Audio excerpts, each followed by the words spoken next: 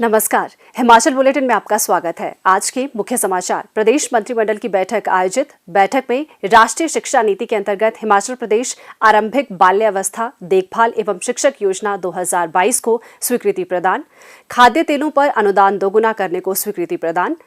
मुख्यमंत्री ने कहा, रिकॉर्ड समय में तैयार की बल्क ड्रग पार्क की डीपीआर। और अब समाचार विस्तार से।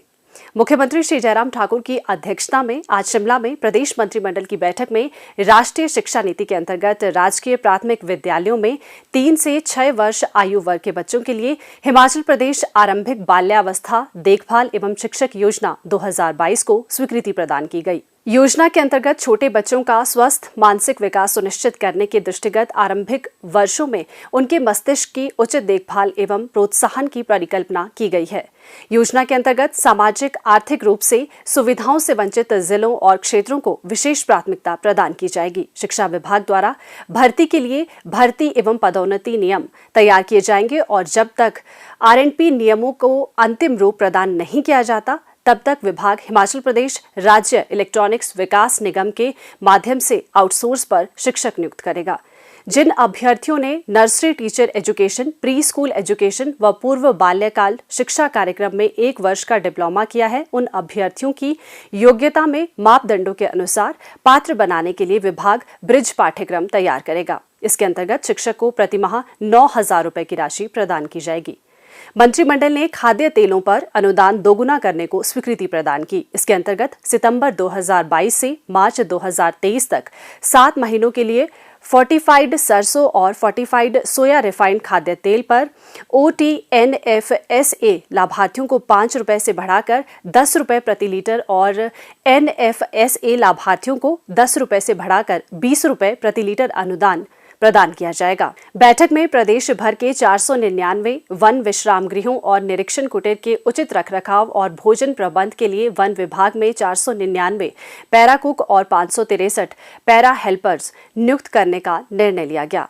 मंत्रिमंडल ने विश्व बैंक द्वारा वित्त पोषित लगभग 2,000 करोड़ रुपए के हिमाचल विद्युत क्षेत्र विकास कार्यक्रम की समयबद्ध निगरानी, क्रियान्वयन एवं सत्यापन के लिए ऊर्जा निदेशालय में प्रस्तावित PMU प्रतिष्ठान की स्थापना को अपनी स्वीकृति प्रदान की। बैठक में शिक्षा विभाग में कार्यरत जल वाहकों की सेवाओं को नियमित करने का भी निर्णय लिया गया, जिन्होंने 31 मार्च 2022 और 30 सितंबर 2022 तक अंशकालिक जलवाहक और दैनिक वेतनभोगी के रूप में 11 साल का सेवाकाल पूर्ण किया है।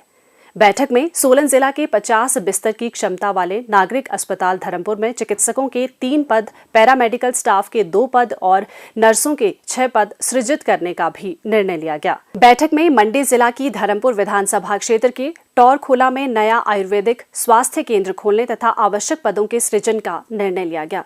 बैठक में मंडी जिला के धर्मपुर क्षेत्र के पपलोग और ग्राम पंचायत टिहरा के सकोह में नए आयुर्वेदिक स्वास्थ्य केंद्र खोलने तथा विभिन्न श्रेणियों के 6 पद सृजित कर भरने का निर्णय लिया गया।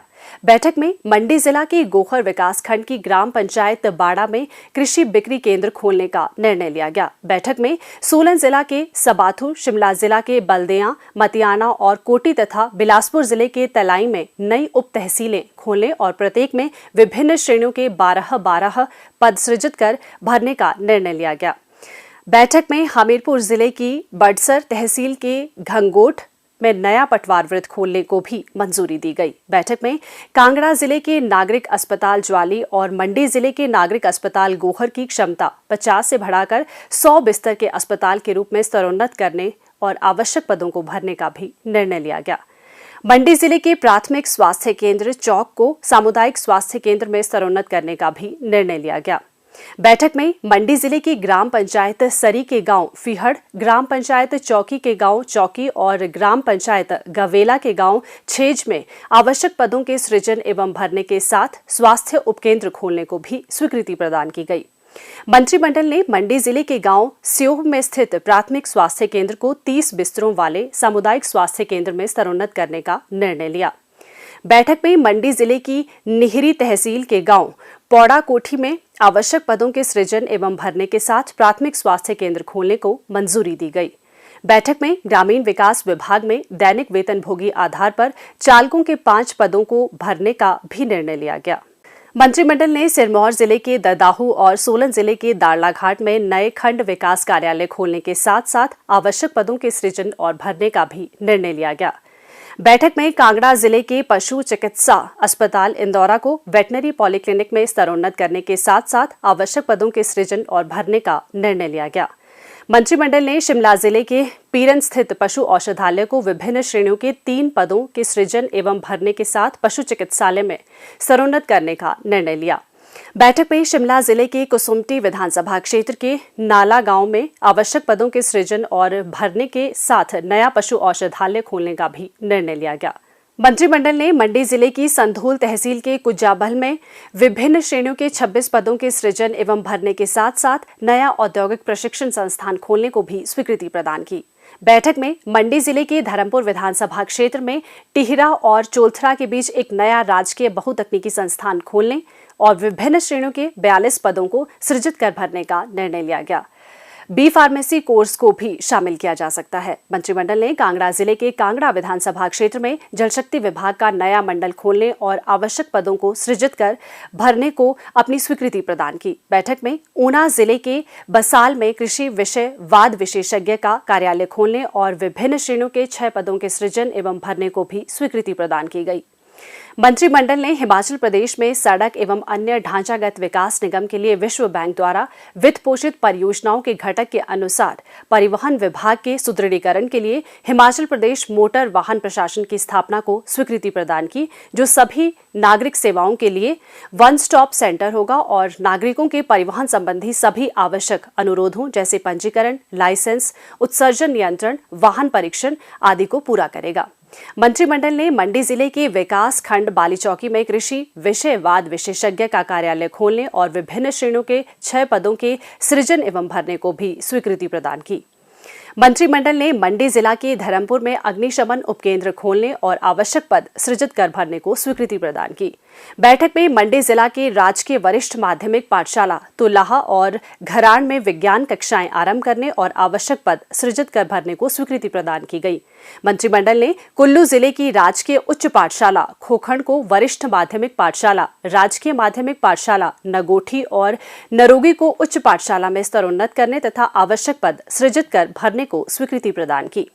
बैठक में कांगड़ा जिले की राजकीय उच्च पाठशाला टहलियां और बैरघाट को राजकीय वरिष्ठ माध्यमिक पाठशाला में, राजकीय माध्यमिक पाठशाला चहड़ी तथा बलोल को राजकीय उच्च पाठशाला में स्तरोन्नत करने, मंडी जिले की राजकीय प्राथमिक पाठशाला भलवार, तुंगाधार और रुहमाणी और डगैल को राजकीय माध्यमिक पाठशाला में स्तरोन्नत करने तथा विभिन्न श्रेणियों के 40 पद सृजित कर भरने का निर्णय लिया गया।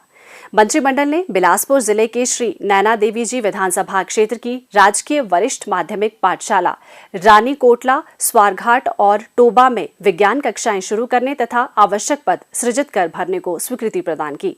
मंत्रिमंडल ने विद्यार्थियों की सुविधा के लिए श्री नैना देवी जी में प्रारंभिक शिक्षा खंड कार्यालय स्वारघाट को विभाजित कर नया प्रारंभिक शिक्षा खंड कार्यालय बनाने को भी स्वीकृति प्रदान की। बैठक में सोलन जिला के चंडी में, कांगड़ा जिला के चड़ियार, शिमला जिला के जलोग, हमीरपुर जिला के लंबड़ू और कांगड़ा जिला के कोटला में नए डिग्री कॉलेज खोलने को स्वीकृति प्रदान की।